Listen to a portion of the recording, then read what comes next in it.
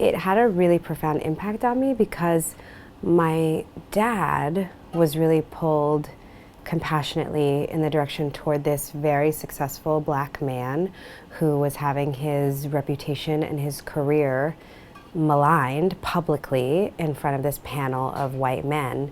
And my mom was very compassionately pulled in the direction toward Anita Hill, and sort of this professional black woman who was being re-victimized after coming forward as a victim. So it was kind of one of the first moments where I was aware of my identity as an African American and as a woman, and how that intersectionality might be more complicated than I thought.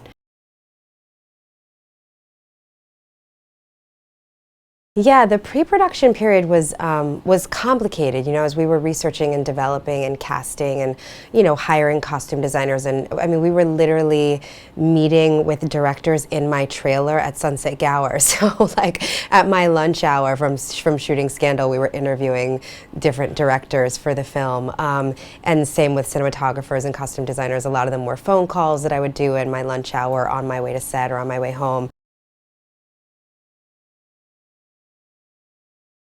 Two of the things that are most difficult for us to talk about as a society, as a culture, are gender and race. And the hearings were this absolute collision of race and gender and power. You had the most important seat on the Supreme Court and this icon of justice, this African-American man, Thurgood Marshall, retiring, and who was going to fill that seat? And a Republican White House had to fill that seat. So there was a political agenda from the beginning, and suddenly you have this person who's kind of triggering all kinds of issues around politics and race and power and access and justice, and then you throw in accusations of sexual harassment at a time when sexual harassment was not a word that we use the way we do today.